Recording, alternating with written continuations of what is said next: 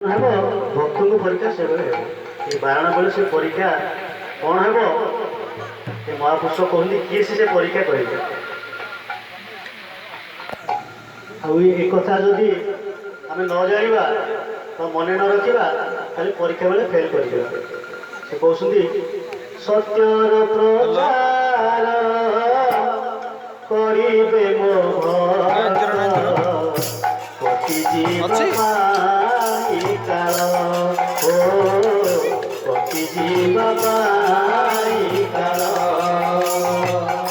ସେ ପଥରେ ଗତି କେହି ନ କରିବେ ଲଗାଇ ରଗଡ ଓ ଲଗାଇ ରଗଡ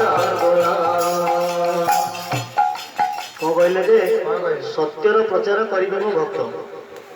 ଯିଏ ମହାପ୍ରଭୁଙ୍କର ଭକ୍ତ ପ୍ରକୃତ ଭକ୍ତ ସେ ସତ୍ୟର ସବୁବେଳେ ପ୍ରଚାର କରିବେ। ଭାଇ ସତ୍ୟ କିଏ? ସେ ଯିଏ ସନାତନ ଯିଏ ଧର୍ମ ସେ ହେଲେ ସତ୍ୟ। ତାଙ୍କରି ପ୍ରଚାର ଭକ୍ତମାନେ ତାଙ୍କର କରିବେ ହେଲା। ସେ କହୁଛନ୍ତି ସେ ପଥରେ କେହି ଗତି କରିବେ ନାହିଁ। ଯାହା ମହାପୁରୁଷ ଲେଖିଛନ୍ତି ବା ଯାହା କହୁଛନ୍ତି ସେ ନିରାଟ ସତ୍ୟ। ସେ କହୁଥିବେ ଭକ୍ତମାନେ ତାକୁ ପ୍ରଚାର ପ୍ରସାର କରୁଥିବେ କିନ୍ତୁ କେହି ତାକୁ ବୁଝିପାରିବେନି କି ସେ ମାର୍ଗରେ କେହି ଗତି କରିବେ ନାହିଁ। ତେଣୁକରି ତା ଯଦି ଗତି ନ କଲେ ତାର ପରିଣାମ ସ୍ୱରୂପ ମହାପୁରୁଷ କହୁଛନ୍ତି ସଂହାରରେ ପଡ଼ିବେ। ମୋର କିଛି ଦୋଷ ନାହିଁ।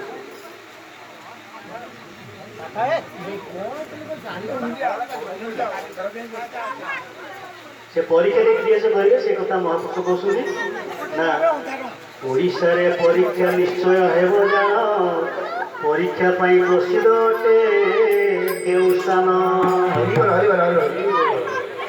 ଯାଜପୁର ନଗର ପାଶରେ ଏକ ସ୍ଥାନ ଲୋନା ଦେଉଳ ବୋଲିଣ ଅଟେ ତାର ନାମ ଯାଜପୁର ନଗର ପାଶରେ ଏକ ସ୍ଥାନ ଲୋନା ଦେଉଳ ବୋଲିଣ ଅଟେ ତାର ନାମ କାଳିଆ ଘାଇ ବୋଲିଣ ଅଟେ ଧନଞ୍ଜୟ ପରୀକ୍ଷା ସେଠାରେ ହେବ ଜାଣନ୍ତୁ ନିଶ୍ଚୟ ପରୀକ୍ଷା ସେଠାରେ ହେବ ଜାଣନ୍ତୁ ନିଶ୍ଚୟ ପରୀକ୍ଷା ସେଠାରେ ହେବ ଜାଣନ୍ତୁ ନିଶ୍ଚୟ। ସେ ଓଡ଼ିଶାରେ ସେ ସ୍ଥାନ ଗୁଡ଼ିକ ନା ସେ ଗୋଟେ ଯାଜପୁର ନଗରରେ ପାର୍ଶ୍ୱରେ ଗୋଟେ ସ୍ଥାନ ଅଛି ନଣ୍ଡା ଦେଉଳ ଯେଉଁଟାକି ଆମ କଟକରେ ନଣ୍ଡା ଦେଉଳ ଅଛନ୍ତି ଆମ ସମସ୍ତେ ଜାଣିଛେ। ପୁଣି ସେ କୁହନ୍ତି ଯାଜପୁର ଯାଜପୁର ତ ରହିଲା ବିରଜା ଯେଉଁଠି ହେଲେ ଶ୍ରୀ ଯାଜପୁର। ତାହେଲେ କଟକରେ କ'ଣ ଯାଜପୁର ସେ କହିଲେଣି ମହାପୁରୁଷ? ଏହାର ତତ୍ତ୍ୱ ଅଛି ନା। ସେ କହିଲେ ମାନେ ଶ୍ରୀକ୍ଷେତ୍ର ଠାରୁ କଟକ ବନ୍ଧ ହେଲା ମୁଣ୍ଡ ମାନେ ଅଛି ଆମର ଯେଉଁ ଶ୍ରୀକ୍ଷେତ୍ର ପୁରୀ ଶ୍ରୀକ୍ଷେତ୍ର ଠାରୁ କଟକ ବନ୍ଧ ହେଲା ମୁଣ୍ଡ। କଟକ ଠାରୁ ଯାଜପୁର ହେଲା କ'ଣ ପାଦ। କଟକ ଠାରୁ ଲଣ୍ଡା ଦେଉଳ ସୀମା ସୀମା ନିର୍ଦ୍ଧାରଣ କରାଯାଇଛି। ସେ ସୀମା ଠାରୁ ବିରଜା ମା ଯେଉଁଠି ଅଛନ୍ତି ସେଟା ହେଲା ପାଦ। ସେ କହୁଛନ୍ତି ସେଠୁ ଯାଜପୁର ଆରମ୍ଭ ହେଲା। ସେଠି ଯାଜପୁର ନଗରରେ ଏକ ଦେଉଳ ଅଛି ଲଣ୍ଡା ଦେଉଳ। ଲଣ୍ଡା ଦେଉଳରେ ସେ ପରୀକ୍ଷା ଆରମ୍ଭ କରିବେ। ଯେଉଁ ଅନନ୍ତ କେଶରୀ ଦେବ ଅଛନ୍ତି ତିନି ମୂର୍ତ୍ତି ଗୋଟିଏ ରୂପରେ ବସୁଛନ୍ତି ତାଙ୍କର ସେବକ ହେଲେ ଆମ ମା ଷୋଳମଣ୍ଡଳୀ ଠାକୁରାଣୀ ସେ ତାଙ୍କର ପୂଜା ଅର୍ଚ୍ଚନା ସେଠି କରନ୍ତି। ସେହି ପରୀକ୍ଷା ଆରମ୍ଭ କରିବେ। ସେ ଯେଉଁ ସମୟ ଆସେ ସେ ପରୀକ୍ଷାଟି ଆରମ୍ଭ କରିବେ। ପୁଣି କେଉଁଠୁ ନା କାଳିଆ ବୋଦା କଟକରେ କାଳିଆ ବୋଦା ଆପଣ ସମସ୍ତେ ଜାଣିଛନ୍ତି। ଷୋଳ ଠାକୁରାଣୀ ସେଇଠି ଅଛନ୍ତି। ସେଇ କାଳିଆ ବୋଦା ଠାରୁ ପରୀକ୍ଷାଟି ଆରମ୍ଭ ହେବ। ଷୋଳ ଠାକୁରାଣୀ ମାନେ ପରୀକ୍ଷାରେ ଭାଗ ନେବେ। ମା ଠାରୁ ଅର୍ଡ଼ର ନେଇକି ପରୀକ୍ଷା ଆରମ୍ଭ କରିବେ।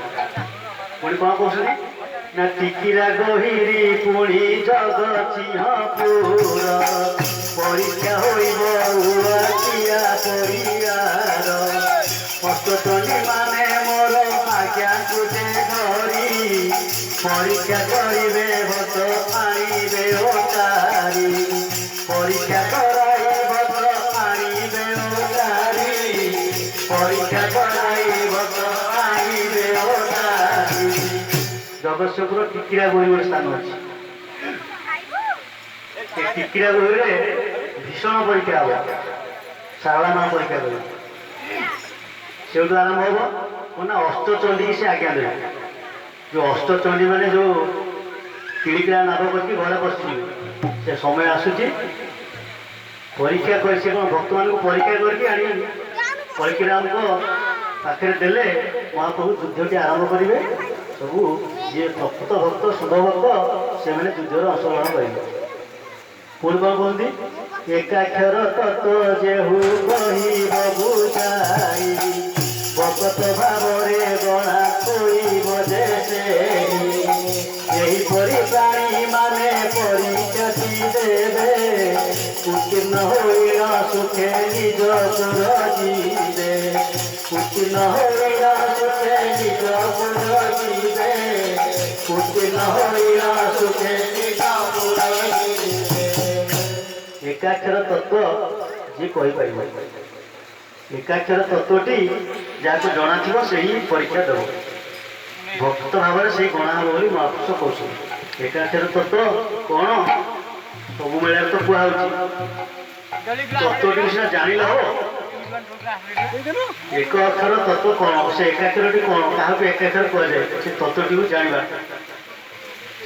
यही परीक्षा एकाक्षर तत्व परीक्षा विमला परीक्षा करेंगे शाला परीक्षा करेंगे सब से देवी मैंने परीक्षा करेंगे शालांकर परीक्षा हम ना 8 अक्षर सरी विमला परीक्षा विमला माँ जो परीक्षा करेंगे हम ना 8 अक्षर परीक्षा हम ना 8 अक्षर कौन कहुई पररज शशपथ ये जो 8 अक्षर तत्व कौन से कौटी शरीर स्थान कौटी से परीक्षा ने शाला परीक्षा करेंगे एकाक्षर तत्व कौन ये सब परीक्षा हम ये परीक्षा रेडी हो जाओ निश्चय परीक्षा हम केतले से हम ना जो विनशनी योग हम जो संसार में विनशनी योग हम भूपत माननी गोटे भगवान स्थापना करेंगे पंचग्रह कूट हम से परीक्षाटी हम पुणी कौन कहती नवाक्षरी जे आम अच्युत लिखिले नवाक्षरी स्वर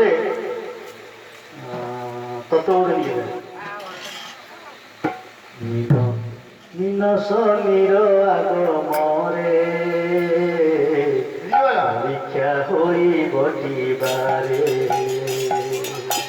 गुपत स्वर गुपत खेलर कहानी विनशनी